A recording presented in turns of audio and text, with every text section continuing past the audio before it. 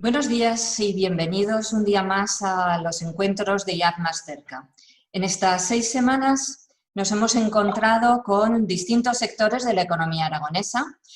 Nos han visitado empresarios que han contado sus experiencias positivas, a pesar de todo, dentro de esta crisis que estamos pasando sin precedentes. Y también referentes empresariales y económicos nos han dado sus opiniones y sus propuestas. Con todo ello, la Vicepresidencia del Gobierno de Aragón y el Departamento de Industria, Competitividad y Desarrollo Empresarial tiene como objetivo que las empresas, las pymes, los autónomos y los emprendedores aragoneses dispongan de información actualizada que les ayuden en su actividad empresarial. Hemos tenido ya 50 encuentros con más de 6.000 asistentes. Entre todos, sumando el conocimiento, las aportaciones de estos encuentros nos van a servir para reorientar los programas de apoyo y actuaciones públicas que ayuden a la recuperación económica y al empleo de Aragón. Y precisamente hablando de referentes, hoy tenemos a 3 en economía de Aragón. Por orden de intervención serán Eduardo Vandrés. Buenos días, don Eduardo. Buenos días. Doctor en Ciencias Económicas y Empresariales, catedrático de Economía Aplicada de la Universidad de Zaragoza, director de Economía Pública y Bienestar de Funcas y editor de la revista Cuadernos de Información Económica. También es académico de la Academia de Ciencias Morales y Políticas y fue consejero de Economía, Hacienda y Empleo del Gobierno de Aragón. Don Javier Nieto, buenos días, don Javier. Buenos días. Licenciado en Ciencias Económicas y Empresariales, decano del Colegio de Economistas de Aragón desde 2009 y vicepresidente de la Asociación de Colegios Profesionales de Aragón. Es vocal asesor de la Cámara de Comercio e Industria de Zaragoza y miembro del Tribunal de Defensa de la Competencia de Aragón. Y cerrará el turno de intervenciones Luis Humberto Menéndez. Buenos días. Buenos días. Licenciado en Ciencias de la Información por la Universidad de Navarra y jefe de Economía de Heraldo de Aragón, diario en el que lleva más de 3 décadas dedicado. Cuando quieran, don Eduardo puede empezar. Bueno, pues muy buenos días. Muchas gracias, Pilar, directora, por la invitación para estar aquí. Estoy encantado de estar con Javier y con Luis Humberto. Una pequeña presentación, porque sobre todo explicar una de las cosas que estamos haciendo un poco asesor de Aragón, que es un grupo asesor de la COVID, que es un grupo que sociales, datos, estadios,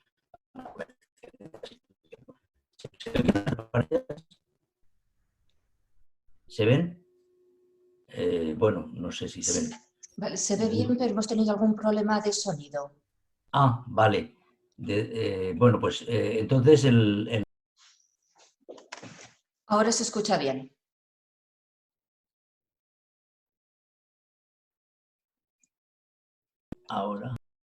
¿Ahora se escucha?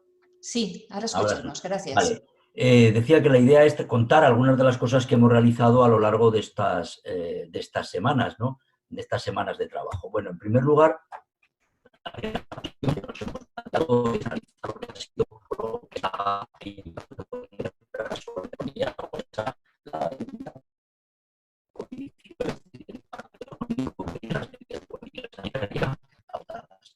para eso he hecho una primera estimación de lo que ha sido el impacto de tipo macroeconómico, como ahora comentaba con los otros 2 participantes. Voy a dar ese enfoque macro y después ya ellos podrán entrar en otras cuestiones más de tipo sectorial o de tipo empresarial, ¿no?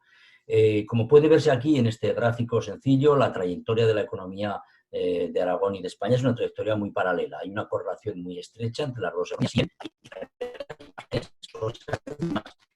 La economía aragonesa está creciendo por encima o por debajo de la economía española. A partir de ahí, nosotros hemos hecho 2 tipos de estimaciones con 2 técnicas diferentes, que son 2 técnicas complementarias, y que la técnica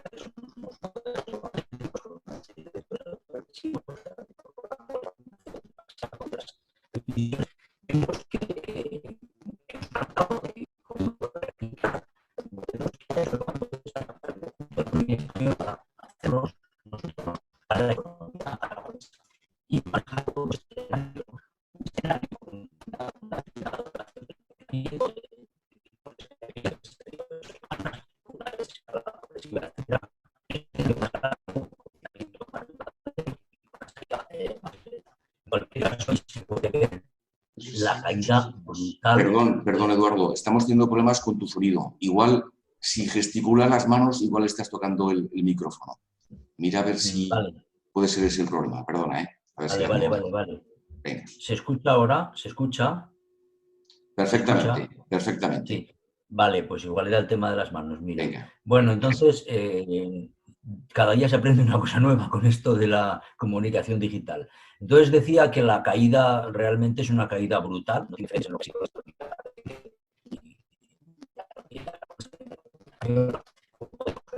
En términos cuantitativos, lo que surge aquí de esa comparación, como digo, con los modelos del Banco de España, es que los escenarios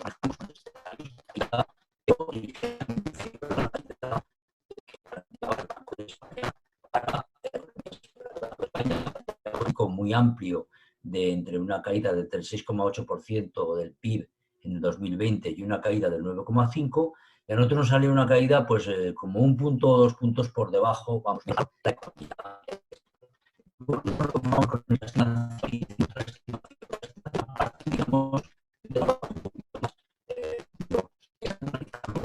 productivos. Aquí se puede ver la diferencia del peso que tienen los distintos sectores productivos en la economía aragonesa y en la economía española, ¿no? Y se ve como algunos sectores que tienen bastante que ver con la crisis, como puede ser el sector de la hostelería, como puede ser el sector, perdón, del comercio, que puede ser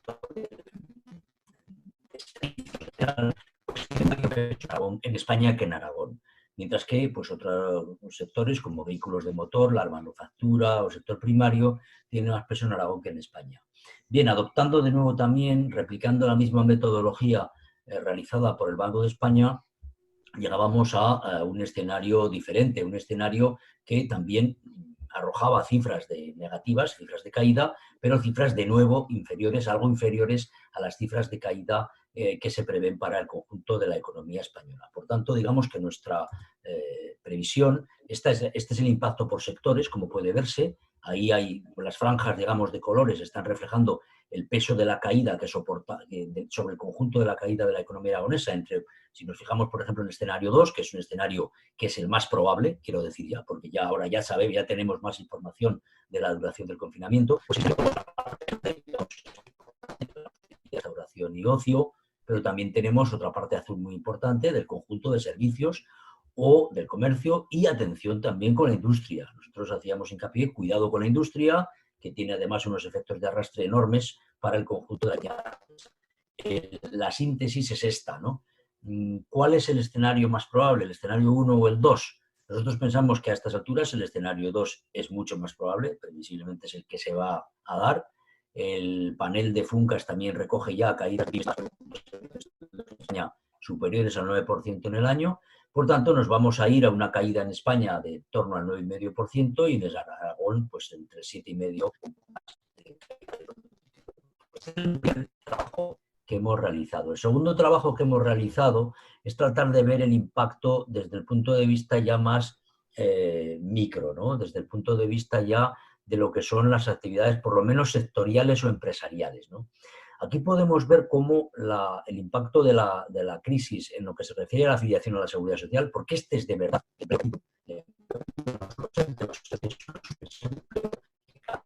se recupere cuando la actividad económica vuelva o vaya recuperándose.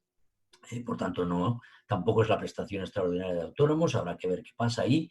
El empleo realmente perdido es este, ¿no? Y aquí vemos cómo son las empresas pequeñas, las empresas de 1 a 9 trabajadores, hablamos aquí ya de los asalariados, las que tienen un porcentaje de caída más importante en el empleo, ¿no? Vemos ahí la diferencia entre Aragón y España. En todo caso, la caída, el impacto de la crisis ya se ve que es algo más severo en España que en Aragón, pero sobre todo nos interesa recalcar el tema de los tamaños de las empresas, porque el segundo trabajo que hemos presentado tiene que ver con lo que llamamos las vulnerabilidades de la economía aragonesa.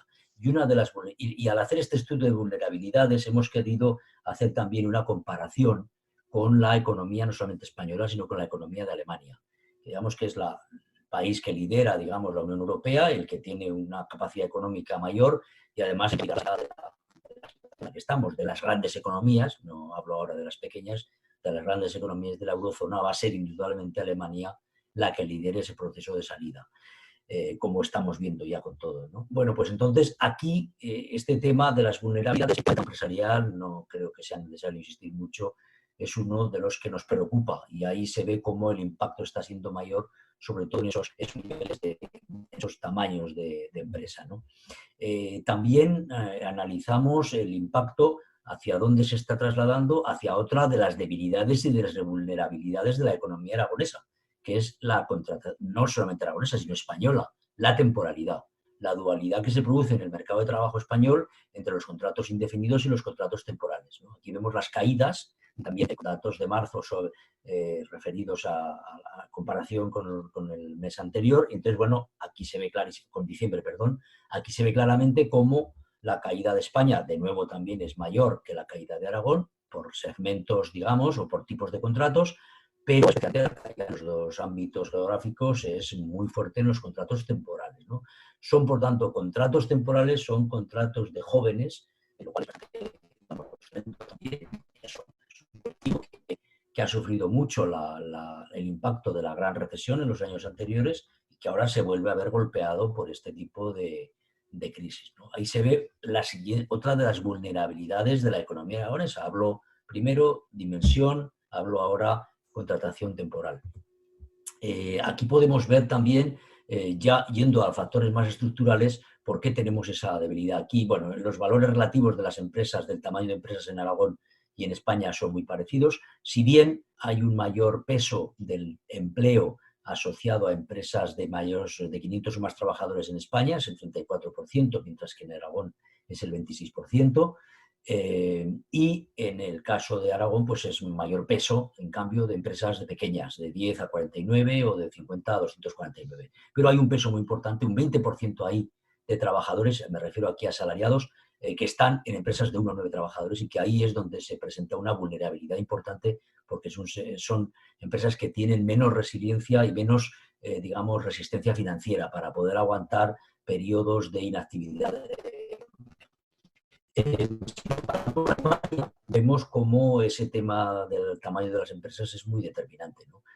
Las empresas alemanas, las pequeñas empresas, muy pequeñas, las microempresas, el empleo solo representa el 19%, mientras que en España es el 37% en esas microempresas, ¿no? A cambio, en las medianas o en las de 50 a 249 y en las de más de 250, el peso del empleo es mucho mayor en Alemania que en España, ¿no? Por lo tanto, ahí tenemos una problemática que no es que tenga que ver porque la dimensión empresarial es la que nos lleve a unos determinados problemas, sino que la dimensión empresarial es también el resultado de problemas de la economía española, ¿no? Aquí vemos un poco la diferencia de productividad, ¿no? Las diferencias. Tenemos un problema, la distribución de ocupados, lo mismo que decía antes del caso de Alemania y España, y esto es la diferencia de productividad. La productividad crece cuando las empresas aumentan su tamaño. Esto lo vemos que es así tanto para España como para Alemania, pero la diferencia de productividades entre las empresas españolas es grande en las empresas de 0 a 9 trabajadores. Ahí es donde tenemos un problema serio, digamos, de productividad. En las otras también hay diferencia, también lo hay en los de más de 250, pero sobre todo son las empresas muy pequeñas donde se genera la evidencia de esa temporalidad a la que también me refería con anterioridad, ¿no? Esta es la productividad. Si tenemos un problema de productividad y bueno, es un problema que viene de antes, esto no es un problema nuevo, ahí tenemos una vulnerabilidad, ¿no? Algunas de las actividades que me parecen determinantes para la salida de la crisis, que es la industria manufacturera, las actividades profesionales, científicas, administrativas, etcétera, o el conjunto de la actividad productiva, y puede verse cómo en esas ramas productivas, en esos sectores, naturalmente el tamaño de las barras solo indica la productividad, no indica el tamaño de los sectores. Se ve cómo la productividad alemana es mucho mayor, y es esa productividad la que está determinando después esa especialización en esas actividades productivas que son las de mayor valor añadido, ¿no? La dinámica de las empresas sigue estando ahí, sigue estando con un problema de capital humano, un problema de innovación o de I+D, sigue habiendo un problema de dimensión, sigue habiendo una serie de circunstancias que tenemos que tener en cuenta a la hora de abordar el proceso posterior de recuperación. En todo caso, la vulnerabilidad en Aragón es menor que en España, son menores, tenemos menos empleo temporal, tenemos tenemos más trabajadores con formación, tenemos menos paro juvenil, es decir, hay una serie de ventajas, pero que cuando se comparan con Alemania, pues estamos muy lejos de lo que es la posición de Alemania en cuanto a la vulnerabilidad que tenemos en Aragón y en España, ¿no? Bien, básicamente esto es un poco lo que quería contar. A partir de ahí, ¿qué es lo que toca? Bueno, a partir de ahí lo que toca es pensar en la siguiente fase. Lo que toca ahora es pensar en que lo que viene ahora es el proceso de recuperación económica. Y ese proceso de en la recuperación económica, pues naturalmente va a consumir recursos de los que no dispone España, porque va a tener un aumento del déficit ya en políticas sociales y políticas de sostenimiento de la actividad en este año, un déficit público el conjunto de las administraciones superior al 11% del PIB, con un aumento de la deuda correlativo, y por lo tanto hay que ver cómo se gestiona la elaboración, la creación de los fondos de reconstrucción o de recuperación que se están discutiendo en Europa. Tenemos ahí una propuesta que tiene que presentar la Comisión a final de mes, está la propuesta franco-alemana que se puso en danza, digamos, hace 2 días, y a partir de ahí ver qué parte, digamos, tiene que venir a grandes proyectos de transformación económica y qué parte debe servir para ayudar a las empresas en esa recuperación. Nosotros entendemos que es imprescindible que ese fondo de recuperación tenga una parte que sea un fondo de recuperación empresarial.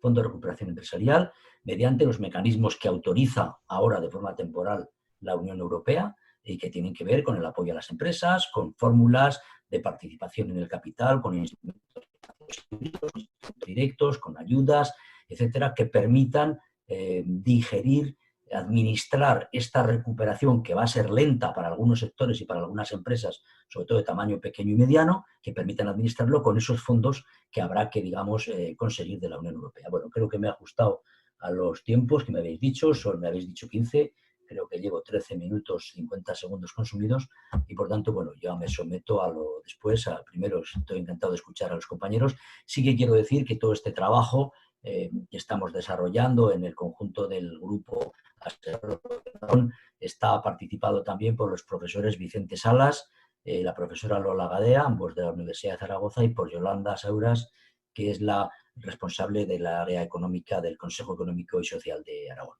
Gracias. Muchas gracias, Eduardo Vendrés. Javier Nieto, por favor. Bueno, buenos días. Muchas gracias a Liaz por la invitación. Encantado de compartir con pues, dos nombres como Eduardo Vendrés y Luis Humberto Menéndez en este mundo económico aragonés. Para mí es un honor estar con ellos. Voy a intentar dar un poco la visión que tiene un economista ya un poco veterano y que bueno, pues es que está en el mundo profesional en activo y ver cómo lo veo yo, y con la única esperanza de que quien me escuche 12 o 14 minutos cuando acabe no piense que ha perdido esos 12 o 14 minutos. Miren, mi impresión es la siguiente. El mundo se estaba desacelerando. Tengo aquí una pequeña chuleta, verán que miro a la derecha porque quiero ir contando un poco todo lo que quiero decir. El mundo se venía desacelerando, había riesgos geopolíticos, había una guerra comercial, andábamos en Europa con el Brexit, el mundo creció en el 2018 un 3,6 y en el 19 un 2,9. Venía desacelerándose paulatinamente. En Europa estamos en España pues en una zona de bajo crecimiento, donde España es un país que destaca por unas tasas de crecimiento en los últimos años superiores a la media y con unas tasas de ocupación y de creación de empleo pues también vigorosas y superiores a la media. Sin embargo, veníamos desacelerándonos también del 2,4% en el 2018 al 2% en el 2019, provocado pues sobre todo por una bajada de la demanda interna y una buena evolución, aunque un poco menor que en ejercicios anteriores, del sector exterior.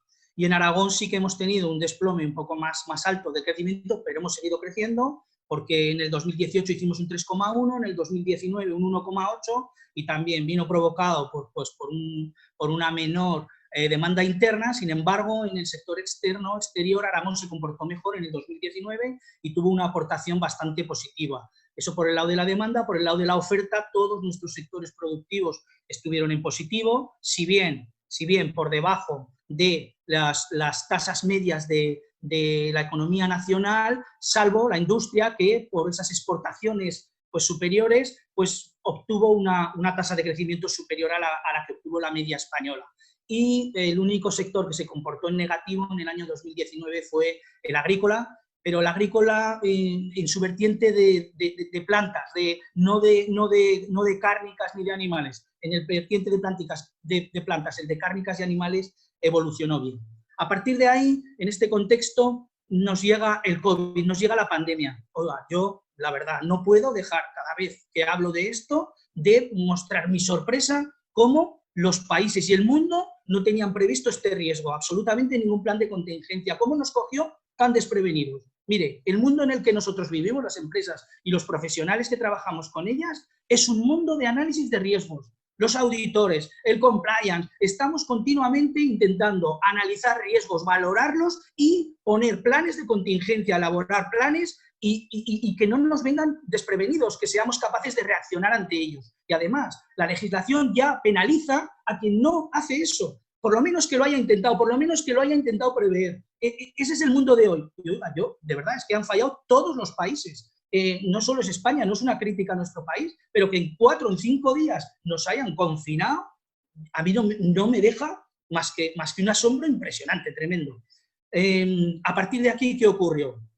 Pues bueno, las últimas previsiones del gobierno fueron una caída del PIB del 9%, que ya hemos visto el 9%, que ya hemos visto que se están superando por otras predicciones ahora mismo don Eduardo Vandrés ha mostrado una superior, un déficit público del 10%, una deuda pública que llegará al 115% y el paro por encima del 20-21%. Bueno, pues ese es el escenario. Y ese escenario seguramente se va a quedar corto. El Banco de España hizo hace un mes unas previsiones donde veía un escenario optimista, medio y pesimista.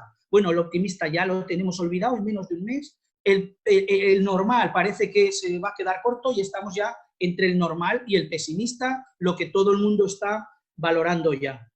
En Aragón, nada que decir, los datos los ha puesto don Eduardo Vandrés.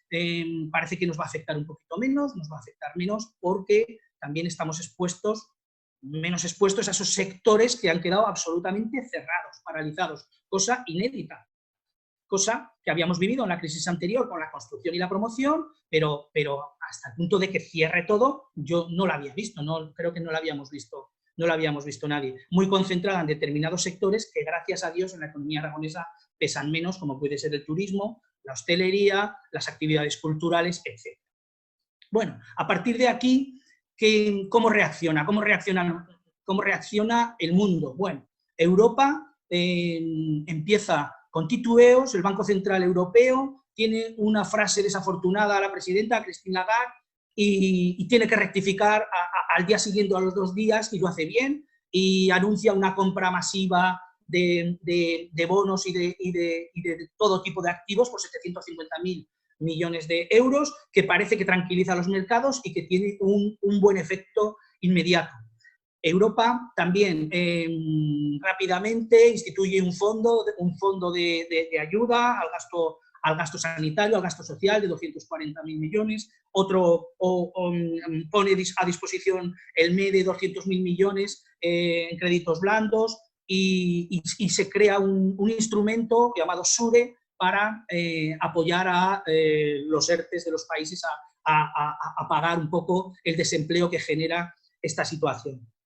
Bueno, esta reacción que ha ido lenta, como va todo en Europa, que ha ido, bueno, pues parece que ha ido avanzando y parece que se ha consolidado. Pero si hacemos unos números rápidos, yo hago unos números rápidos que no manejo no me dedico a manejar cifras macro, pero si nuestro déficit público va a subir prácticamente un 20% y esto en España son más de 200.000 millones largos de euros, y Europa pone 540.000 millones en créditos blandos a disposición de sus miembros, y a España más o menos le va tocando un 2% de su PIB en toda esta participación, pues vemos que nos faltan muchísimas decenas de miles de millones de euros, porque nos tocarían unos 70.000 millones y estamos hablando de bastante más de 200.000 millones la necesidad de financiación que va a tener España. Esto, bueno, ahora Europa tiene que conseguir tranquilizarnos anunciando medidas como las que está empezando a anunciar pues, el eje ese franco-alemán, que me parece que son muy oportunas, muy necesarias, porque todos los países necesitamos fundamentalmente a Europa. Miren, yo lo he leído en algún sitio y de verdad que es de lo más acertado que he leído. La crisis que vamos a padecer va a durar más o menos y va a ser más o menos intensa, dependiendo fundamentalmente de dos factores. Uno, las medidas que sea capaz de adoptar Europa junto al Banco Central Europeo y la credibilidad que den dichas medidas en los mercados, que los mercados las compren y se las crean. Y dos, la evolución de la pandemia. ¿Cómo evolucione? Si hay rebrotes fuertes, si no hay fuertes, si va a afectar mucho a nuestros vecinos, a nuestros clientes comerciales del exterior, si no. Esos dos factores van a ser fundamentales. Por seguir con la exposición, ¿qué ha hecho España? Pues para mí España ha tenido que, como todos los países, imagino, que legislar a prisa y corriendo. Ha publicado hasta el domingo pasado 17 reales decretos ley, un decreto, más de 200 órdenes, infinidad de normativa autonómica, local. Bueno, ¿qué ha hecho? Pues adaptarse a la situación y regular y arreglar con reales decretos leyes posteriores pues cosas que no quedaban claras, en fin. Aquí yo creo que la crítica, que no debemos ser muy críticos porque legislar con tan poco tiempo y en estas circunstancias no es fácil. Pero yo quiero hacer una valoración positiva en el plano económico de las medidas iniciales que tomó el gobierno. Y no me duelen prendas en decir que para mí la vicepresidenta tomó medidas contundentes, claras, y dio un mensaje claro.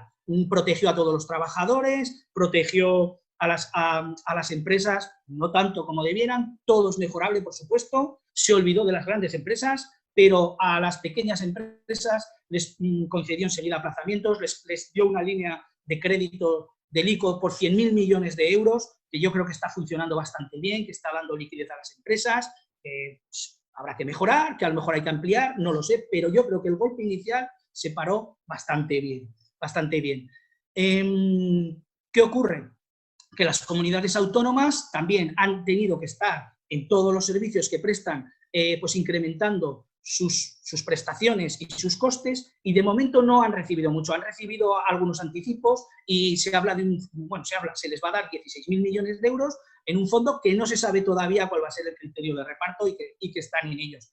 Y por último, los entes locales para mí son los auténticos olvidados. O sea, los entes locales que están cerca de los ciudadanos, que están haciendo su labor allí, pues de asistencia social, pues la más cercana, que están teniendo problemas con contratos, pues macrocontratos que tienen de transporte, de servicios, de limpieza, no les ha llegado nada. Les han dejado el 50% del remanente de tesorería del año pasado, disponerlo, y poco más. Vamos a ver, si va a haber un incremento de endeudamiento, si todos lo tenemos asumido, tiene que llegar ese dinero, que tiene que venir de Europa, ese dinero tiene que llegar a todos los niveles de administración. Y ahora voy a hablar de las medidas que un poco se han tomado con respecto a las empresas. A las empresas les ha cambiado muchísimo el escenario y muchísimo la vida en cuanto a sus obligaciones. Para empezar, no voy a entrar en temas pues, de cadenas de suministro, de marketing, temas específicos. Voy a hablar un poco más de los temas profesionales, lo que estamos haciendo los economistas, los asesores, los profesionales en los despachos y que les está afectando a las empresas. Primero van a tener que tomar muchas medidas en cuanto a prevención de riesgos y seguridad laboral. Eso, oiga, a mí como economista lo primero que me viene a la cabeza es que la productividad no puede ser la misma.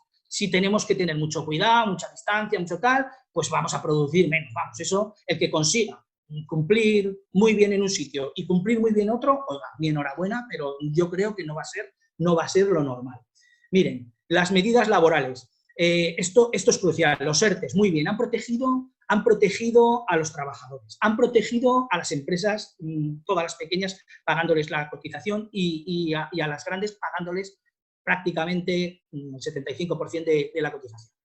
Pero la condicionalidad de mantener el empleo a los 6 meses, a pesar de que se va mejorando, eso le tienen que dar una vuelta, porque eso puede provocar un cierre inmenso de empresas, porque muchas no lo van a poder cumplir.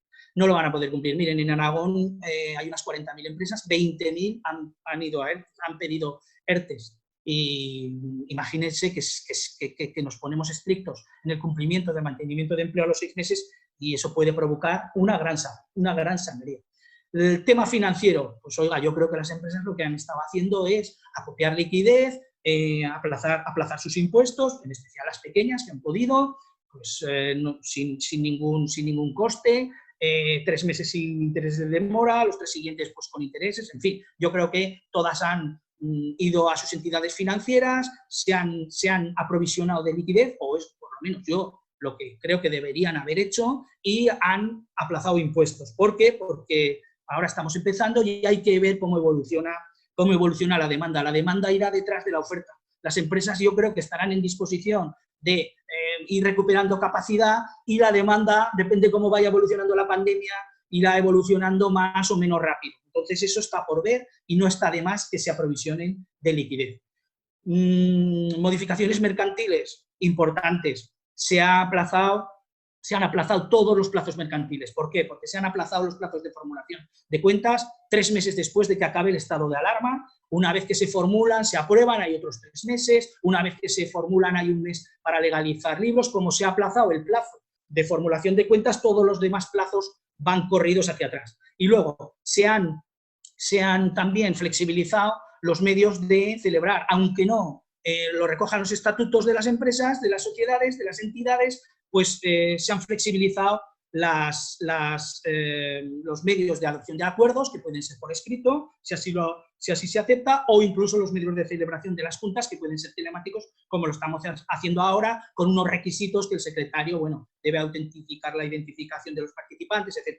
Pero unos requisitos muy, muy salvables. Y luego ha habido una modificación muy importante que ha sido una petición de nuestro colectivo, que ha sido que para efectos de la disolución de sociedades, el entrar en causa de disolución no va a computar el resultado del ejercicio 2019. Un artículo de la ley de sociedades de capital, la cual si por pérdidas el patrimonio neto disminuye, no les cuento porque es un tecnicismo, pero el resultado del 2019 no va a computar. Y esto es importante porque puede salvar a muchas empresas de su causa de disolución. También ha habido importantes modificaciones concursales que luego diré. Y además, comentarles, todas estas modificaciones pues tienen sus consecuencias pues en la contabilidad, en la auditoría, etc. Por ejemplo, en la contabilidad, pues todos los financieros estarán ahora encontrándose con un hecho posterior al formular sus cuentas, con un hecho posterior y todos los administradores que ha ocurrido después del cierre del ejercicio. Bueno, pues hay que calificarlo bien, hay que saber pues, si es de los de tipo 1, tipo 2, si requieren ajustes, si solo información en la memoria, en fin, etc. Eso yo creo que está bastante claro. Ha habido respuestas rápidas del Instituto de Contabilidad y Auditoría de Cuentas, de los organismos profesionales, de los colegios, las corporaciones, y creo que eso va quedando claro. A los auditores pues también nos va a afectar mucho cómo hacemos el informe, si este hecho posterior tiene una relevancia, si es muy significativa, si es una cuestión clave a señalar en el informe, si debemos poner un párrafo de énfasis, si nos va a afectar a la opinión. También es un tema muy importante que nos afecta a nosotros, pero les afecta a las empresas también. Fiscalmente verán que ha habido un aplazamiento inicial de impuestos, pero los plazos se mantuvieron. Luego, ante la insistencia de las corporaciones de que ampliaran el plazo, rectificaron y ampliaron para las pequeñas empresas, para las que no facturen hasta 6 millones de euros, les ampliaron el plazo. incluso les dejaron cambiar de sistema de base en el pago a cuenta de impuestos sobre sociedades, en fin, mejoras técnicas que están. Pero ahora nos encontramos con un problema que nos va a afectar a todas las empresas. Si ampliamos el plazo de formulación de cuentas, si ampliamos la fecha de aprobación de cuentas en la Junta General, nos va a ocurrir que en el mes de julio, plazo que no se ha prorrogado, que no se ha ampliado, vamos a tener que presentar el impuesto de sociedades sobre unas cuentas que a lo mejor no están ni formuladas y a lo mejor no están ni aprobadas, bueno, seguramente no van a estar aprobadas en Junta General. Y eso puede generar multitud de problemas fiscales. Por ejemplo, en ese impuesto podemos aplicar unos incentivos fiscales, la reserva de capitalización, que no hemos dotado en la Junta, cosa que es preceptiva, en fin, muchos problemas. Además, desde las corporaciones y colegios tenemos hechas muchas peticiones de mejoras de la fiscalidad en cuanto a la consideración de créditos morosos, a que devuelvan con agilidad todas las devoluciones, que agilicen trámites, etcétera, a que doten de más eficacia y eficiencia y potencia a determinadas figuras como la reserva de nivelación para conseguir ahorros fiscales, etcétera. Pero son tecnicismos y no les voy a aburrir. Y igual que hablábamos un poco de la liquidez y de la situación inicial de las empresas, de que, bueno, lo prudente era pues adoptar liquidez, generarse recursos, hacer un poco de colchón. A lo largo del año, a lo largo de los meses, a final de año, veremos cómo está la solvencia, veremos cómo vamos. Y aquí tenemos que ser rápidos en tomar decisiones. Y tenemos instrumentos muy buenos que nos pueden ayudar y que son los grandes desconocidos. Y ese es la legislación concursal. La legislación concursal ofrece figuras preconcursales para que en el momento que veamos que podemos llegar a tener dificultades financieras, pero que lo hagamos cuando veamos que las vamos a tener, no cuando ya estamos excedidos de deuda, de endeudamiento que somos incapaces de devolver. Cuando veamos que vamos a llegar, por favor, vamos a estudiar esas figuras preconcursales, vamos a ir a esos acuerdos de refinanciación, vamos a ir las pequeñas empresas, los autónomos, al acuerdo extrajudicial de pagos y vamos a utilizarlo bien para lo que sirve, que realmente son figuras que cuando se utilizan ya están. Vamos a hacerlo bien, porque esas figuras están. Y la ley concursal las tiene ya en su ordenamiento. Y además, también que sepan, se han ampliado los plazos de presentación de concurso. Nadie está obligado a presentar un concurso hasta el 31 de diciembre, aunque esté en una insolvencia inminente, aunque bueno, pues tenemos más margen. Y es más, ningún juzgado podrá admitir a trámite un concurso necesario que nos inste un acreedor. Por tanto, estamos blindados hasta el 31 de diciembre. Y es más, si el 31 de diciembre esa empresa anda con un acuerdo de refinanciación, puede presentar un preconcurso, que es una simple solicitud al juzgado de lo mercantil o al juzgado de primera instancia, si es al juzgado decano, si es una persona física, un autónomo, en el cual también queda blindado por 3 meses más 1. Para poder llevar a buen término esas negociaciones, esos acuerdos de refinanciación. Esto es muy importante señalarlo porque puede ser una figura fundamental pues, de cara a final de año y a principios del año que viene. Con lo cual, cualquier empresa o autónomo está prácticamente blindado hasta el 30 de abril del año que viene. Por tanto, es algo a tener en cuenta. Por último, no sé cuánto me queda, no sé si he consumido el tiempo, un par de mensajes. Esta crisis, desde luego, ya se está viendo que tiene un grandísimo impacto. El otro día, hace 2 días, creo, COE sacó el dato de que ha habido más de 1.850 empresas cerradas, cierres de empresas, y 1.913 autónomos desde mediados de marzo hasta finales de abril. Porcentualmente es una cantidad muy superior a la que se produjo, desde luego, en la anterior crisis financiera y es muy preocupante.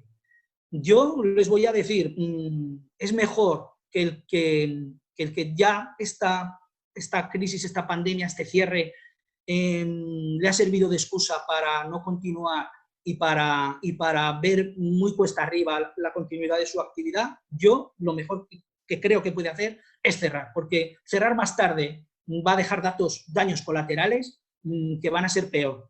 El que no pueda, el que esté mal, no, a mí no me importa que lo haga ahora, yo creo que casi es un bien, pero ahora tenemos que tener un objetivo, que es preservar al máximo el tejido empresarial. De esta nos saca Europa Y en España nos sacan las empresas. Y a los trabajadores les sacan las empresas y les sacan los empleos. Por tanto, hay que preservar al máximo el tejido empresarial.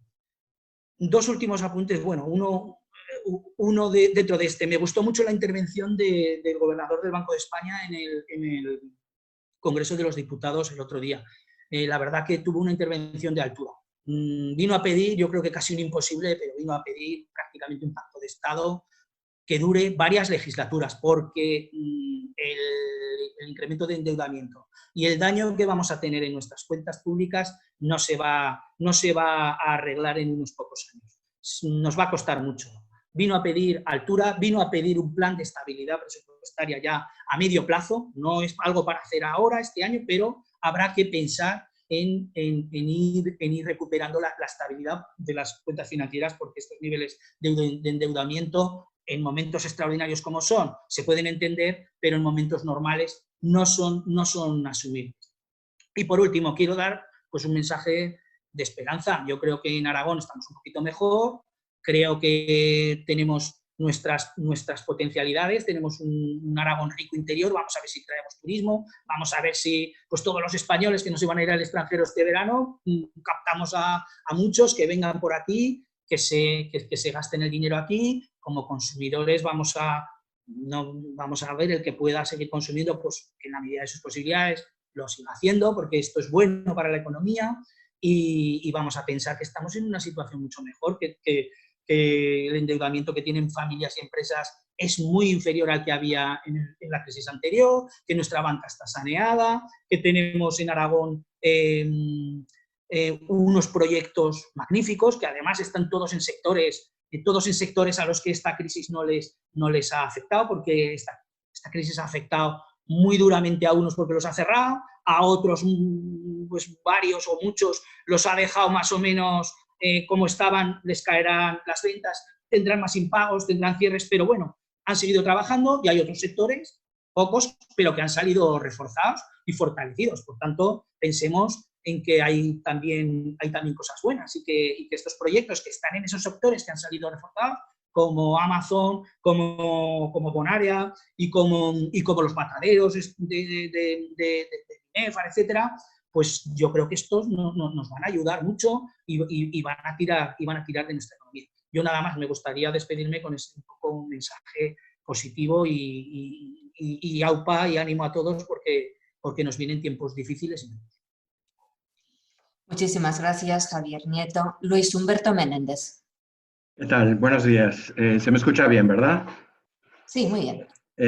Nada, quiero agradecer mucho la invitación del IAF y el compartir mesa con dos expertos económicos. Yo no me considero un experto económico, pero sí que es verdad que como observador de la actualidad aragonesa tan de cerca, pues sí que tengo una visión un poco amplia, especial y sobre todo en algunos sectores empresariales de lo que puede, de cómo puede evolucionar en la economía en los efectos de la pandemia, ¿no? Del COVID-19. En estos últimos 2 meses, en Heraldo nos hemos centrado mucho en seguir, por supuesto, las consecuencias sanitarias, pero también las consecuencias económicas. Es la segunda derivada, ¿no? De esta gran crisis.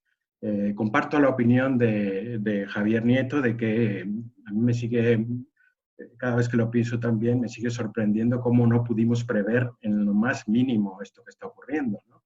Pero de ninguna manera nos ha pillado totalmente fuera de juego a todos, ¿no? Y de hecho, pues en muchas entrevistas que he ido realizando en los últimos 2 meses, muchos de los empresarios, de los directivos, han insistido en eso, ¿no? Y en decir que esto marca un antes y un después, y aparte de eso, o sea, hay muchos planes de futuro que no se sabe cómo hay que afrontarlos, porque esto es una crisis totalmente inédita. A lo largo de los últimos 2 meses he hecho más entrevistas, yo creo que no sé cuánto tiempo, o sea, entre 40 y 50, sobre todo directivos empresariales, he podido pulsar un poco su opinión de directivos de Aragón, aparte de los dirigentes de las patronales aragonesas, los secretarios generales de UGT y Comisiones Obreras en Aragón, Daniela Alastuey y Manuel Pina, la consejera de Economía, Marta Gastón, En fin, el seguimiento ha sido muy amplio. Hoy mismo publicamos una entrevista con Roberto Ladrón de Grover, del fabricante de grifos, que también da su punto de vista de cómo afrontar esta crisis. Es verdad, en las entrevistas a los directivos yo entiendo que ellos están obligados a ser más optimistas que la media, porque están dirigiendo equipos y no puede decaer, digamos, el ánimo ante lo que nos está viniendo, ¿no? Pero hay otros muchos que son muy realistas y en la fuerza de los trabajadores, incluso entre los sindicalistas, se ve un desplome de la economía total, y no me gustaría caer tampoco en ese sentimiento tan de desánimo, ¿no? En ese sentido, comparto también lo que dice Javier Neto al final, de que vamos a pensar un poco en que tenemos mimbres para poder seguir adelante, para poder superar esto bien. Estamos en mejores condiciones que la media española, eso es verdad. No dependemos tanto del turismo, el sector servicios será sin duda el más afectado, y sobre todo el de las pymes, como decía Eduardo Vandrés, sobre todo las pequeñas empresas, y se verán muy difícil sus posibilidades de continuar adelante, ¿no? A partir de eso, yo ahora ya incluso paseando por la ciudad voy viendo ya que hay comercios que están cerrando ya directamente. Hay unos que veo que están cerrados y ya sé que no van a abrir. A lo mejor es mejor eso ahora, como decía Javier, es mejor eso que continuar sobreviviendo de una manera artificial, porque eso conlleva, como él decía, daños colaterales, ¿no? Sí que quiero destacar ahora, a lo largo de este tiempo, pues entre las empresas, he podido entrevistar a directivos de empresas de lo más variado, pues desde de todo tipo de sectores de actividad. Por mencionar algunas, Funidelia, el Grupo CC, Deloitte, Cuatro Casas, Nodriza Tech, IDOM, BTV, Cunel, ECIC, Ceste, Cablescom, Werner, Telefónica, Banco Sabadell, Grupo Lleros Alfonso.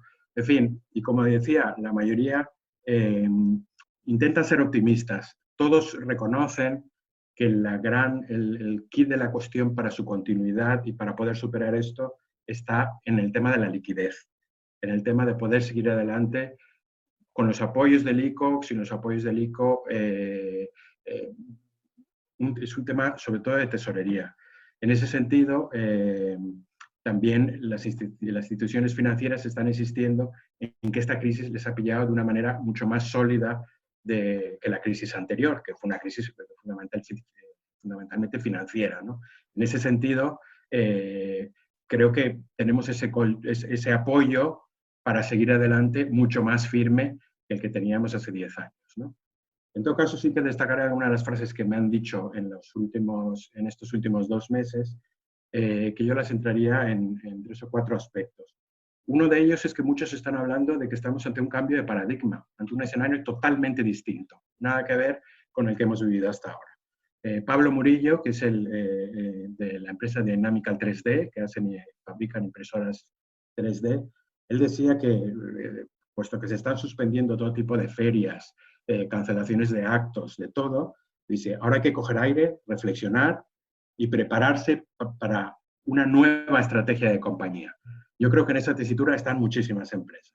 Hay otras, Nuria Aguaviva, de la empresa Mita, del grupo Samca, me decía que, bueno, que ante estos nuevos retos hay que tener soluciones creativas, hay que actuar de otra manera, hay que buscar soluciones concretas, específicas, para situaciones que nunca pensamos que se darían así.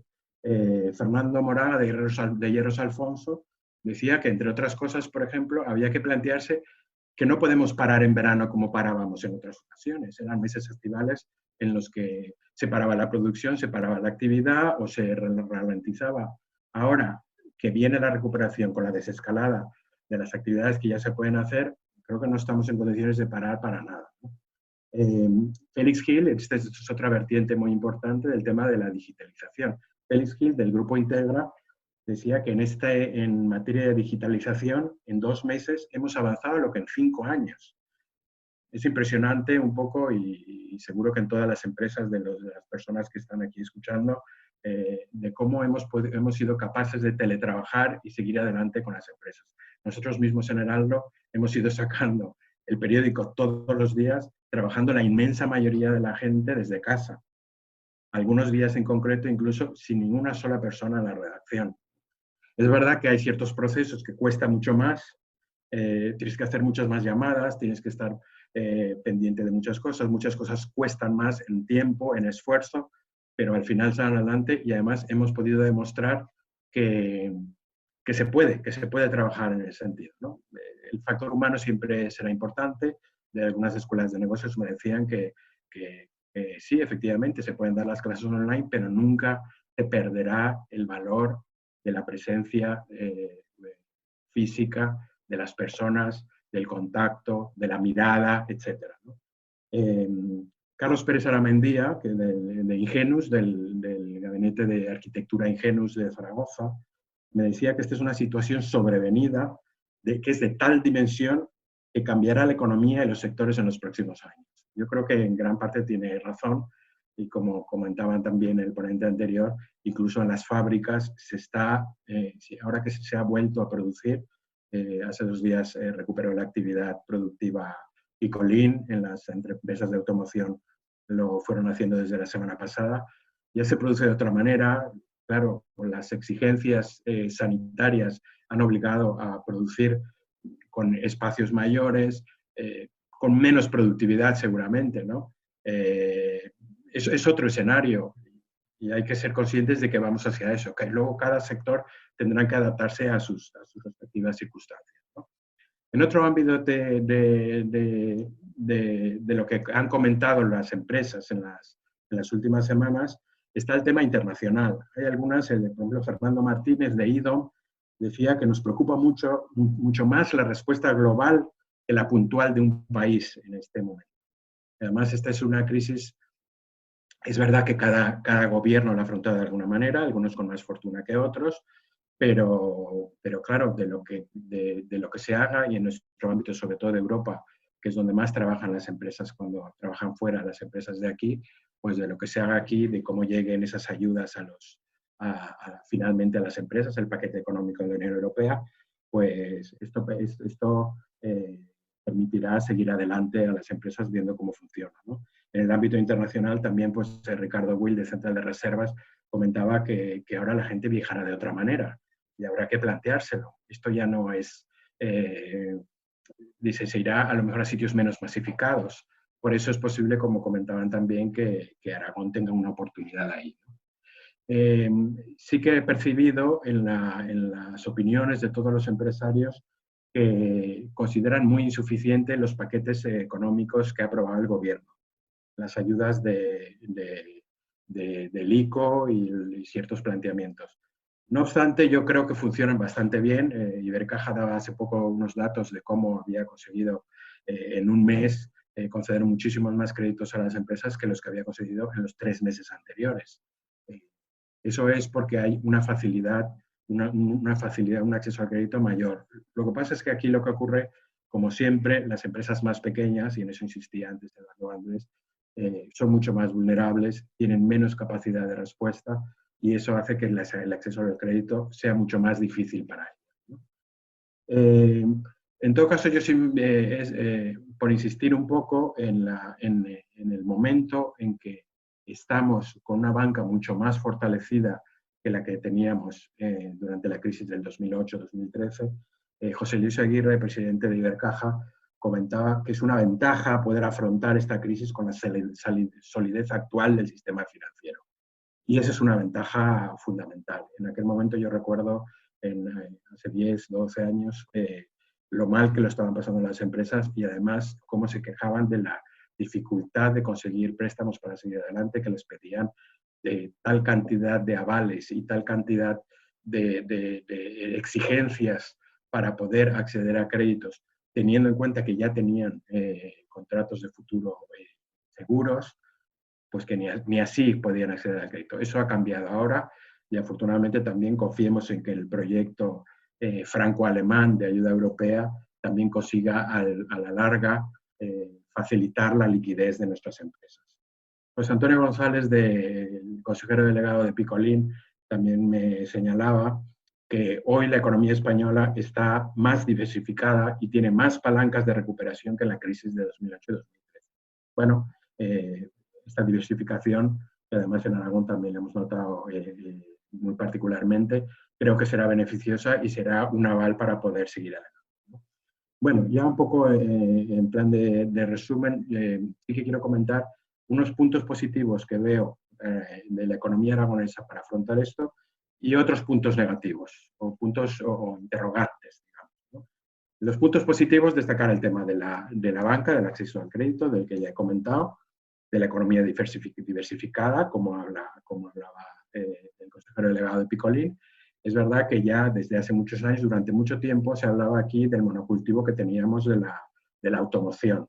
La automoción sigue siendo fundamental, pero ayer, por ejemplo, teníamos los datos de exportación de Aragón, y aunque la exportación eran los datos del mes de marzo, y ya empezaban a recoger un poco las consecuencias de la crisis de esta pandemia.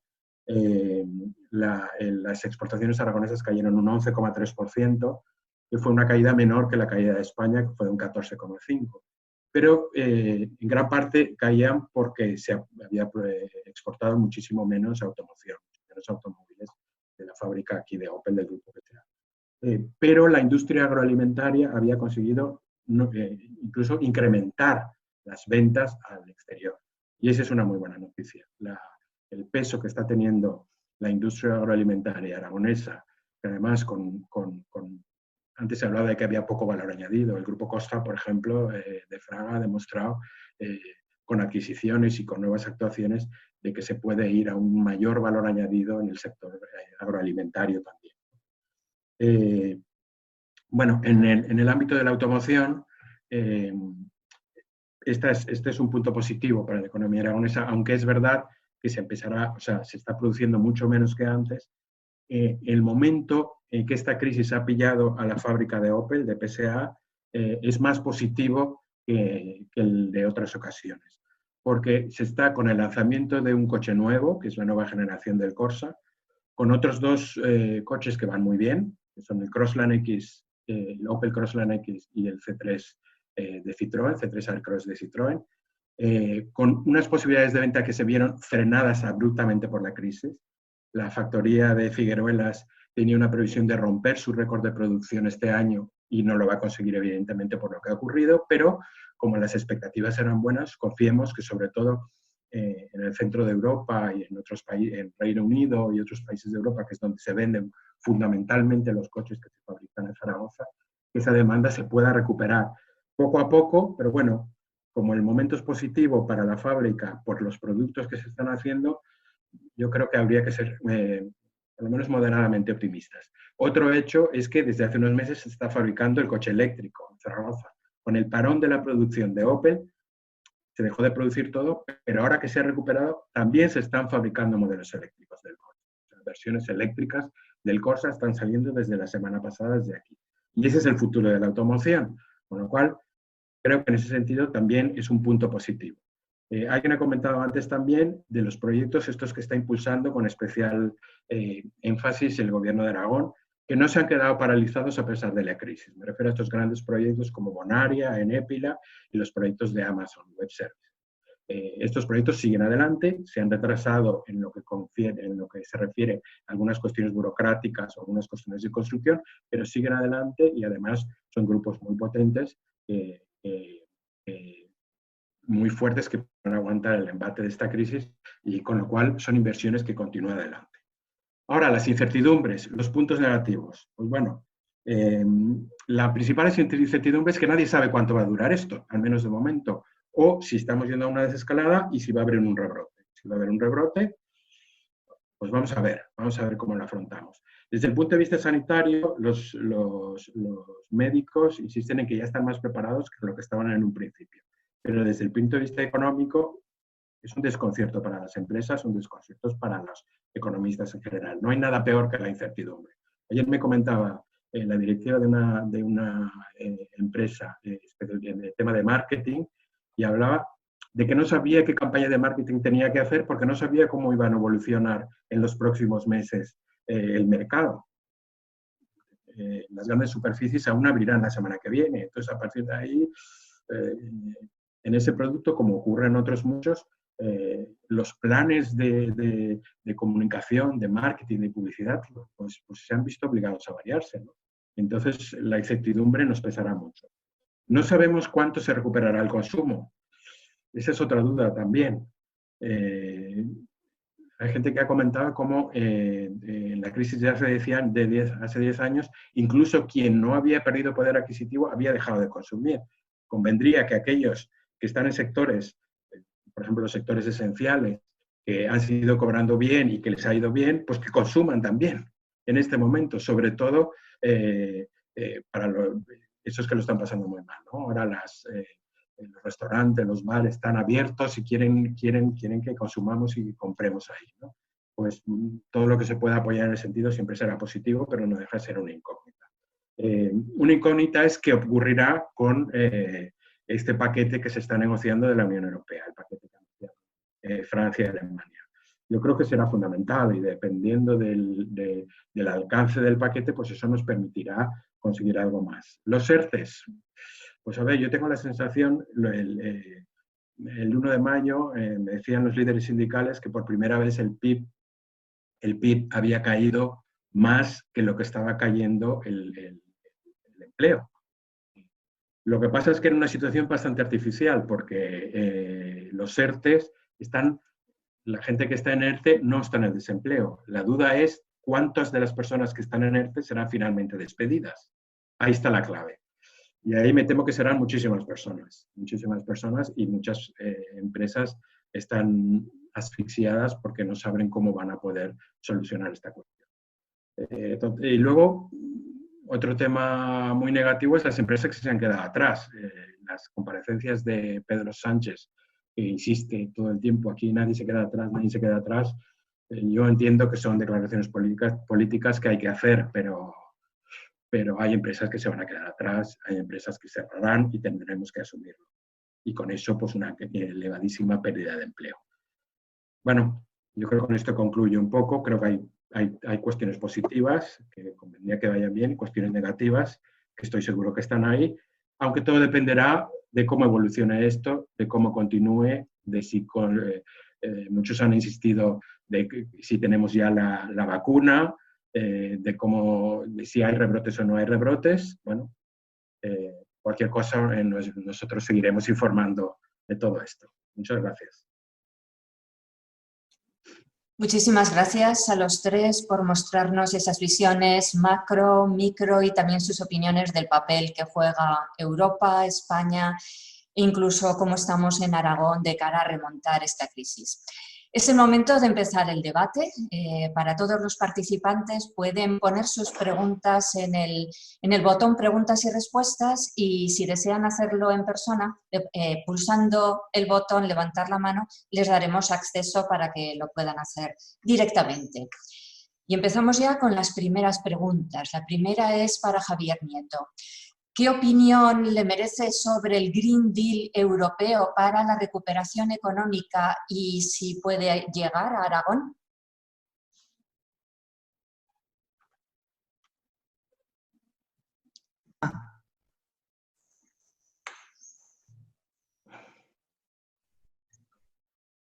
Hola, oye Pilar, que no he oído bien la pregunta. ¿Qué La opinión? repito, sí. ¿Qué opinión tienes sobre el Green Deal europeo para la recuperación económica y en particular cómo llegar a Aragón? Bueno, pues el Green Deal, si va por el tema de un poco del cambio de modelo energético, etcétera, yo creo que en Europa están muy en ello y están aprovechando un poco para estos esfuerzos de financiación sin condicionalidad, o sea, de aportación de fondos, de subsidios, sí que creo que están aprovechando para que se utilicen en el cambio tecnológico, en el cambio del modelo energético, etc. Yo lo que deseo es que desde luego, que 500.000 millones de euros, que es la propuesta franco-alemana, sin condicionalidad como subsidios, sí que se consolide como cifra mínima, porque yo creo que vamos a necesitar más los países miembros de la Unión Europea, y espero que en esa pugna que van a tener, que ya venía en prensa hoy, que están teniendo con los países conservadores del norte, que ya han dicho que bueno, que eso en la comisión se tratará y que ya se verá esa propuesta franco-alemana, pues yo espero que prospere. Y bueno, yo lo veo bien y es más un deseo de que partamos como cifra mínima para los países miembros, desde luego.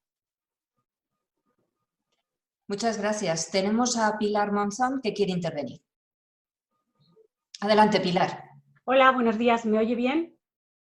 Sí, sí. Bueno, muchas gracias por dejarme intervenir. La verdad que estoy súper nerviosa porque me siento rodeada de gente muy experta y yo siempre entiendo que soy una aprendiza. Bueno, pertenezco a la Red de Economía Alternativa y Solidaria, la economía solidaria, que forma parte de la economía social. Entonces tengo varias preguntas que podéis contestar cualquiera y bueno, la verdad que ha sido muy interesante escucharos y en este confinamiento me he propuesto escuchar y bueno, pues desde la economía social aportar.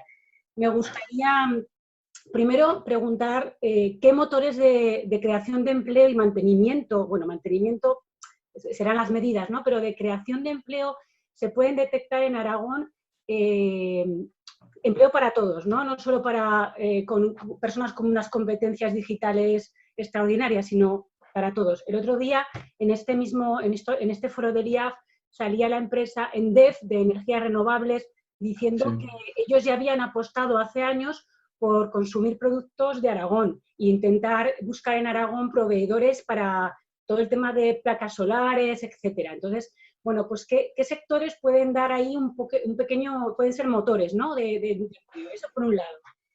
Luego también querría, en todos los debates y en todas las charlas que estoy escuchando, la verdad que siempre hay un gran desconocido que es la economía social, el tema de las cooperativas, mutualidades, fundaciones, ya sean aquellas que se dedican más a la parte social o las que no, las que son industriales, ¿no? Y tengo aquí un titular de un periódico que dice: Mondragón propone el modelo cooperativo vasco para evitar la desaparición de empresas.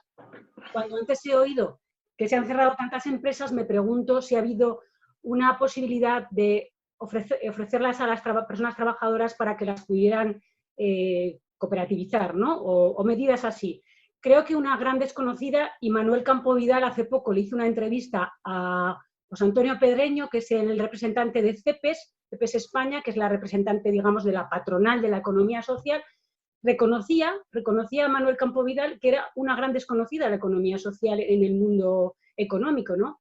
Y que bueno, había que darle una voz.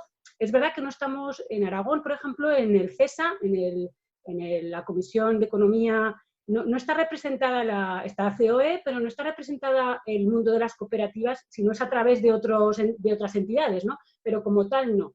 Entonces también esto un poco por aportarlo, ¿no? Y también quería preguntar un poco en torno a las medidas que se están hablando. Y esta mañana escuchaba yo a los comerciantes del pequeño comercio de Huesca, de Teruel y de Zaragoza, en una charla que dieron, no sé si era en este foro o en otro foro. Hablaban del apoyo al comercio de proximidad.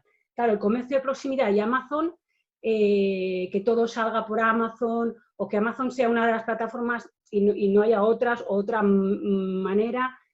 Todo el tema del comercio de proximidad, de apoyar a los pequeños, de crear... ¿Qué medidas son las que realmente creéis que a esa gran masa de pymes, pequeñas empresas, microempresas que tenemos en Aragón, va a hacer un retorno de verdad? Es decir, lo que invierto va a ser un retorno de mantenimiento de empleo y no destrucción. Y creo que no me dejo ninguna pregunta. Muchísimas gracias y espero haberme explicado. Muchísimas gracias, de verdad. Muchas gracias, Pilar. ¿Quién quiere empezar?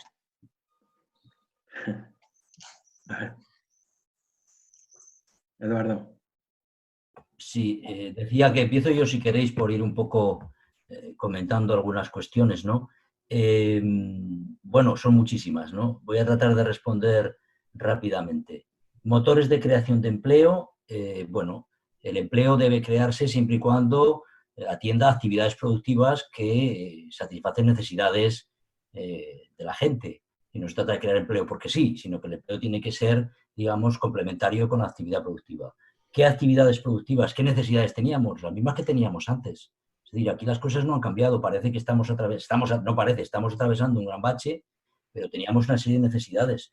Tenemos el tema de la energía. Se hablaba ahora de la transición energética, No es que esto deba orientar exclusivamente toda la reconversión productiva de la industria, pero hay factores que sí que se pueden promocionar con una elevada creación de empleo. Hace poco hablaba con un empresario que, por cierto, está aquí, no lo voy a nombrar, y me decía, Eduardo, el tema de las renovables o el tema de la energía, de las nuevas energías, puede crear mucho empleo trabajando áreas que no hemos trabajado hasta ahora. No se trata de los grandes parques eólicos, que también son muy positivos, sino, por ejemplo, las energías renovables ligadas al autoconsumo en viviendas, en plantas, en naves, etcétera, que generan mucho empleo y mucha actividad productiva dentro del propio territorio.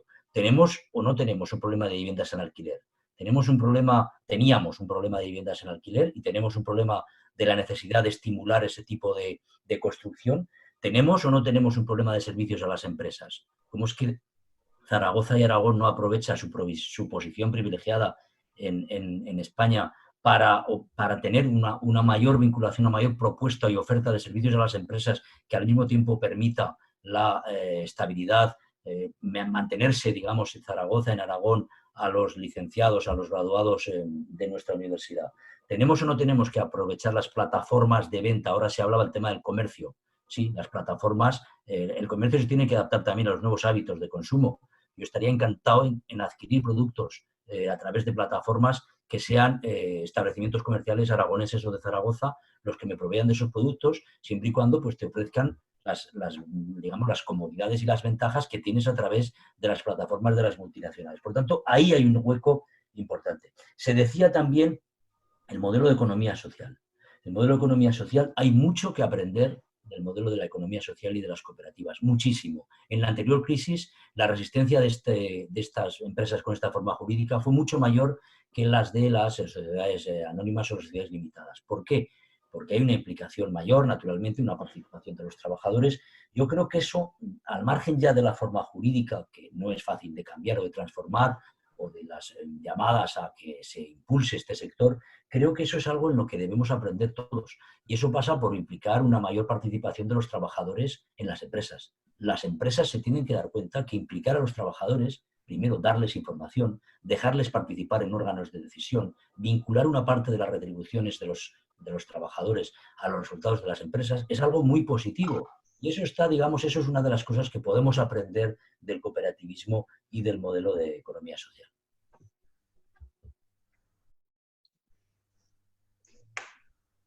Muy bien. ¿Algo más que añadir?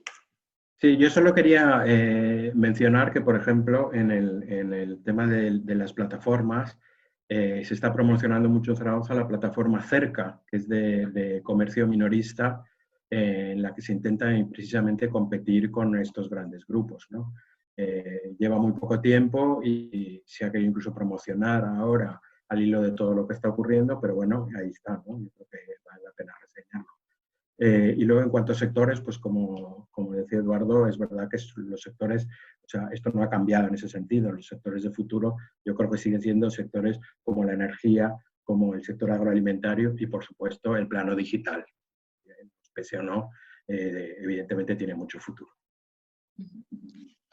Sí, yo me gustaría, un minutito, a la segunda pregunta. Desde luego, yo de las cosas que aprendí de la crisis anterior fue que las empresas de economía social efectivamente hicieron más esfuerzos porque lo repartieron, porque al final en empresas de servicios, que son la mayoría, la masa salarial pesa tanto en la cuenta de pérdidas y ganancias que cuando se contraen los ingresos muchas veces es inasumible. Y como estas empresas tienen mayor, como habéis dicho, como ha dicho Eduardo y ha apuntado también Luis Humberto, como tienen mayor implicación, hacen mayores esfuerzos y son más flexibles en ese tema. Y yo aún tengo clientes que son cooperativas que aún están intentando recuperar los esfuerzos que hicieron en la crisis anterior y han pasado 10 años largos. Entonces, sí, es de las cosas que aprendí clarísimamente, pero también tienen un problema que es inherente a ellas, y es que están muy ligadas a la financiación pública.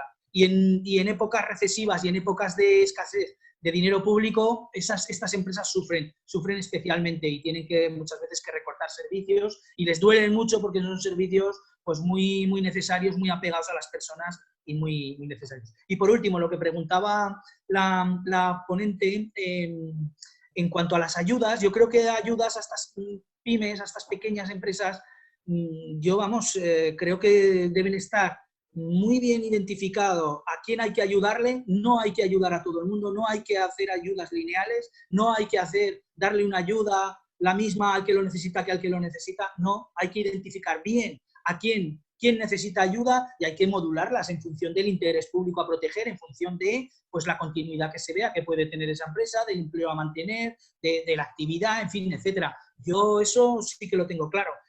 Las ayudas directas a mí normalmente como economista no me gustan las subvenciones. Entiendo que deben tener una finalidad, que para una finalidad concreta, para un interés público también, en un momento determinado, y este es un momento adecuado y propicio para ello. Entonces, en este momento yo sí que las vería bien, no las veo mal, ayudas directas, bien focalizadas, bien moduladas, y de una administración, de varias, puestas en contacto, en fin, etcétera. Y con un informe pues, de viabilidad, un informe técnico que un poco que dé garantía a la utilidad del dinero público. Muchas gracias. Marisa pregunta para Eduardo Vandrés. ¿Cómo hacer que el gasto público revierta en sectores productivos, tractores de la economía? Bueno, esta es precisamente una de las cuestiones que yo suscitaba al hablar del Fondo de Recuperación Europeo, ¿no? Y de hecho ya algo se apunta en la iniciativa franco-alemana en este sentido, ¿no? Primero, si los fondos, primero una cuestión de procedimientos, porque ya casi más me está preguntando por procedimientos que por la necesidad de hacerlo. Es decir, en su pregunta se trasluce que hay que hacerlo, que tiene que haber fondos públicos que lleguen a los sectores tractores y a la economía productiva. Diría dos condiciones. Primero, transparencia y segundo, rendición de cuentas. Esto es fundamental. Aquí se están movilizando muchísimos recursos públicos que en definitiva al final van a ser los contribuyentes españoles, europeos, los que los paguen, y aquí tiene que haber mucha transparencia y muy clara rendición de cuentas. ¿Cómo hacerlo?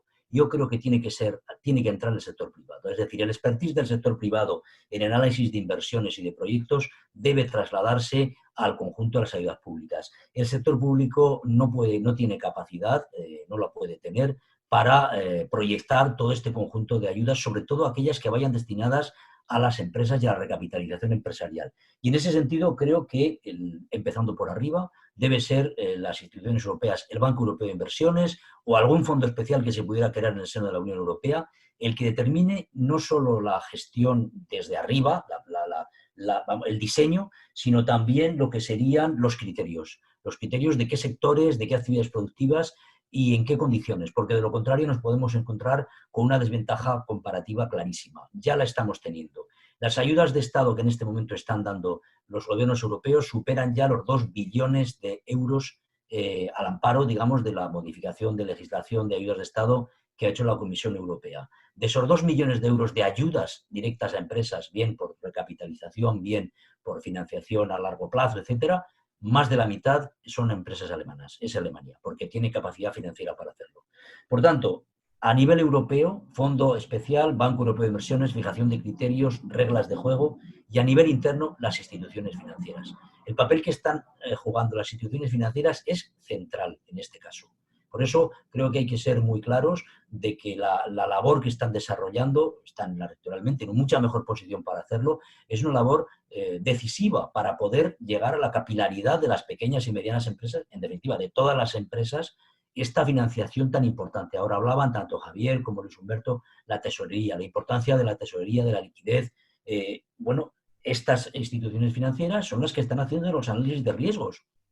Son ellas las que lo están haciendo. Por tanto, están realizando una labor también pública de contribución a la difusión, digamos, de la liquidez. Por consiguiente, creo que ahí, o quizás dentro de esto, pues también el Estado español, las comunidades autónomas podrán crear herramientas o utilizar las que ya tienen para entrar, digamos, en la gestión de algunos fondos que no pueden ser únicamente ya realizados por las instituciones financieras. Digamos que por ahí es por donde veo los procedimientos. De todos modos, estamos hablando de algo que, bueno, todavía no se ha creado el fondo, todavía no se han fijado criterios, todavía no se ha distribuido recursos.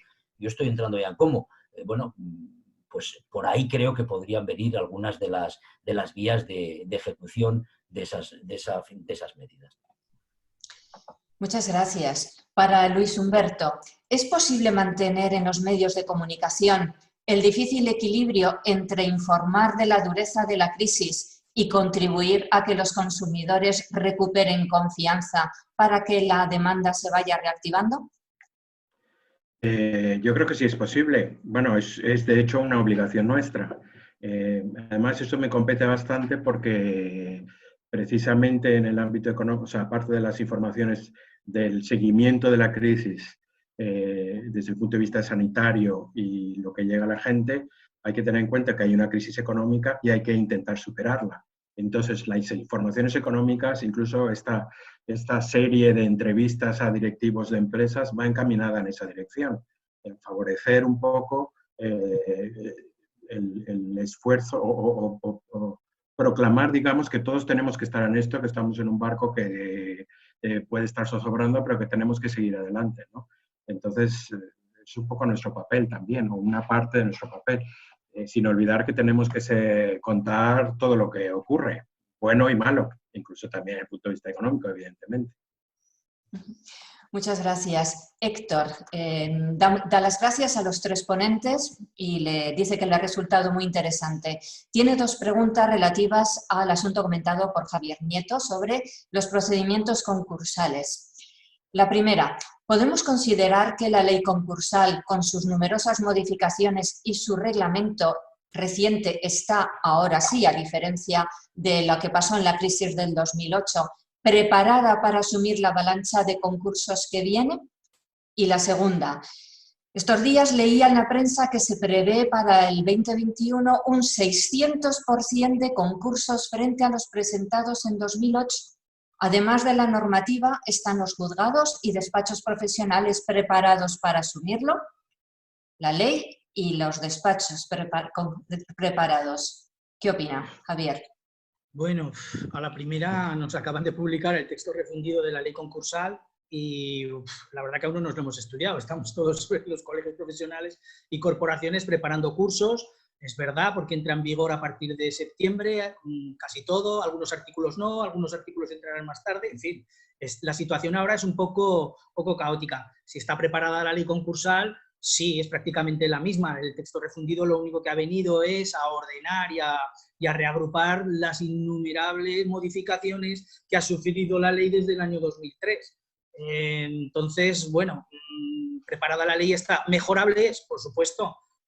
Nuestro colectivo y otros colectivos tenemos muchas reivindicaciones históricas sobre esa ley, bueno, en especial la calificación de insolvencia, que debe ser desde un punto de vista considerada más empresarial que jurídico, tal y como es, sobre todo el crédito público. El crédito público atenaza muchos concursos, los privilegios que tiene el crédito público son un freno y un obstáculo a acuerdos de refinanciación, a resolución anticipada de insolvencias y luego en el propio procedimiento.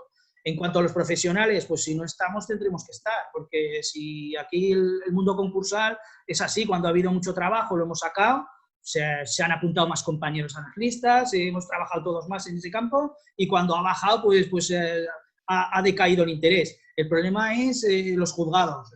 ¿Están preparados los juzgados para una avalancha de concursos? Pues yo creo que no, pero bueno, como me imagino que no estarán los juzgados del laboral, como no estarán pues muchas jurisdicciones, se van a ver abarrotadas y se van a ver colapsadas ahora a la vuelta de la normalidad, ¿no? Bueno, no sé, es algo que siempre el legislador puede, o el gobierno de Aragón, puede remediar poniendo refuerzos, juzgados de refuerzo y poniendo más medios.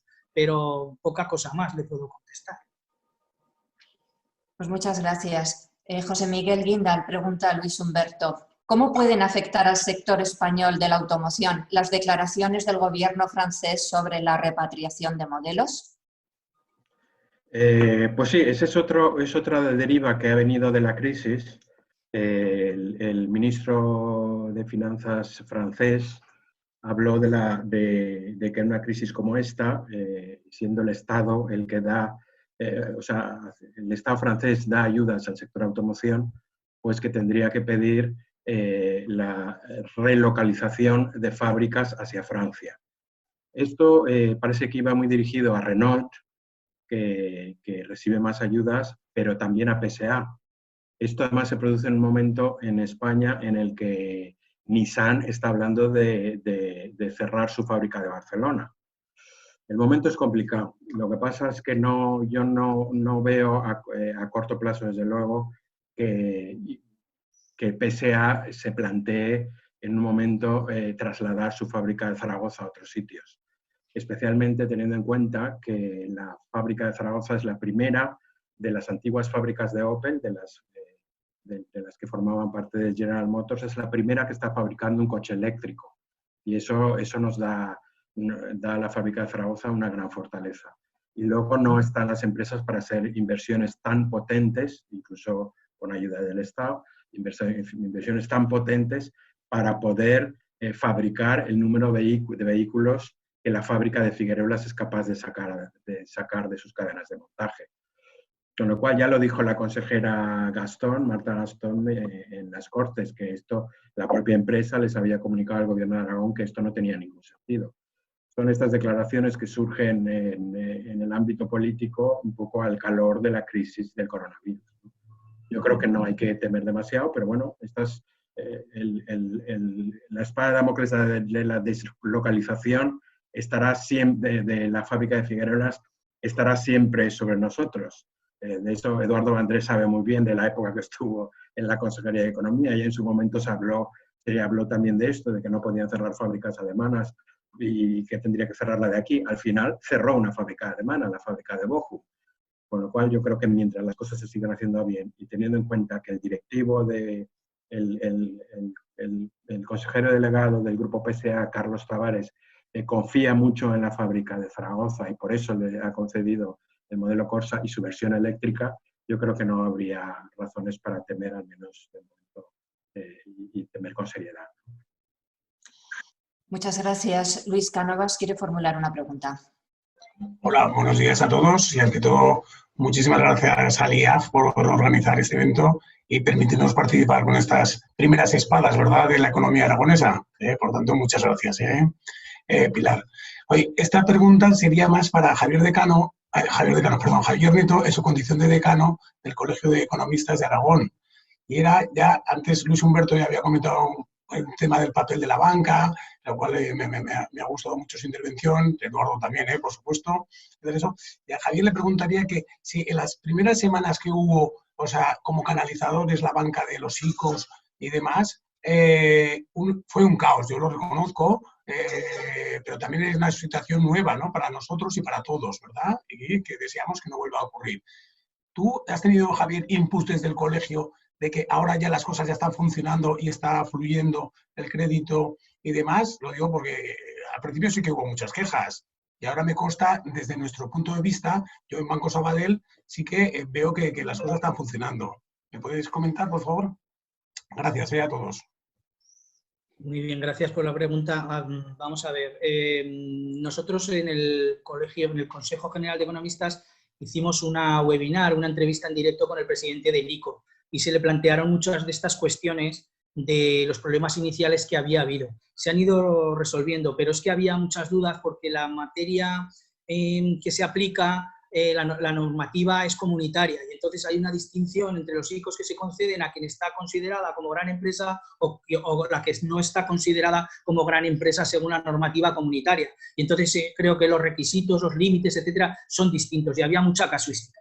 Es cierto que al principio hubo problemas y también es cierto que se fueron solucionando. Y yo los inputs que tengo es de que la empresa que no tiene problemas estructurales, que estaba trabajando bien y que ha pedido financiación, la ha conseguido. Y la ha conseguido en condiciones buenas de mercado, unos tipos muy bajos y bueno, y negociando con las entidades, pues como en cualquier otra operación normal. Esa es la sensación que tengo. Y luego también, relacionado con esto, apuntar que efectivamente, lo han apuntado tanto Eduardo como Luis, que la banca ahora efectivamente está haciendo un buen trabajo y está haciendo el trabajo que se le achacó en anterior crisis que no hizo.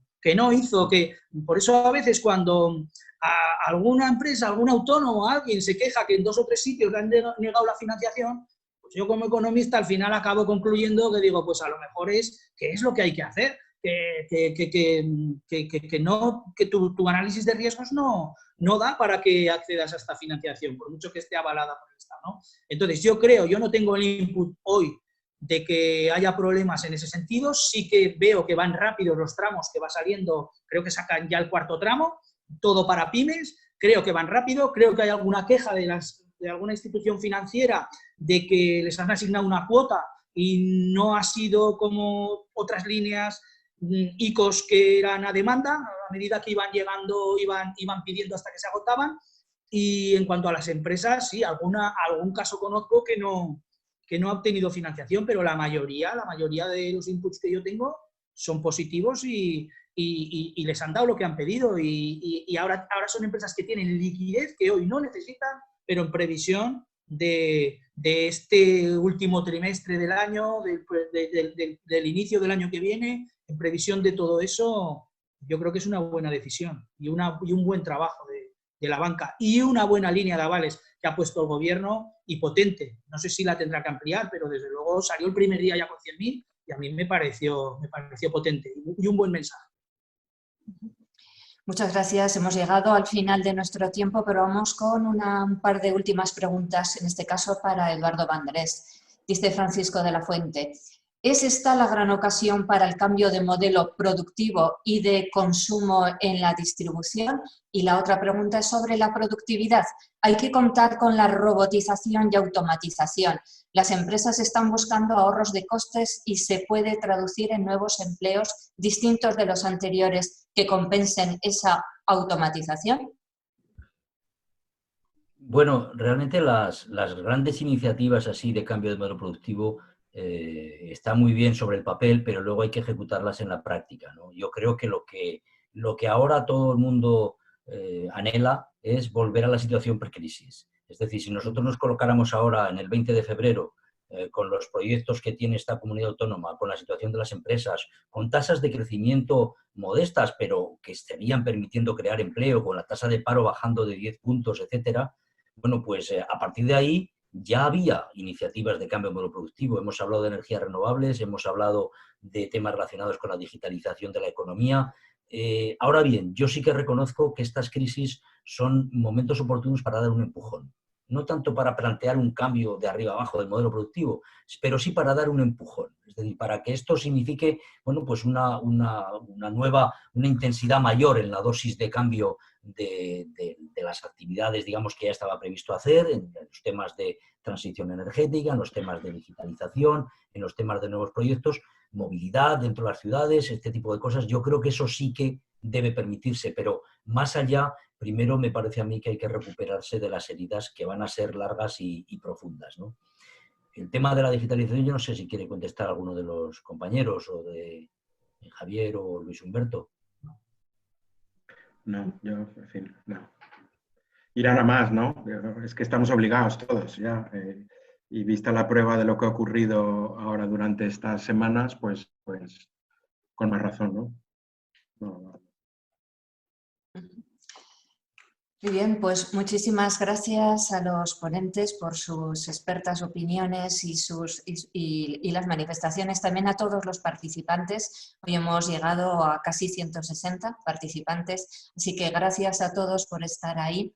Recordarles que esta tarde en la página web del IAF y en la de Aragón Empresa, en el apartado Más cerca, encontrarán el vídeo de estas intervenciones y también los de los días anteriores para que los puedan repasar. Así que, sin más, nos emplazamos a una nueva sesión de mañana por la mañana.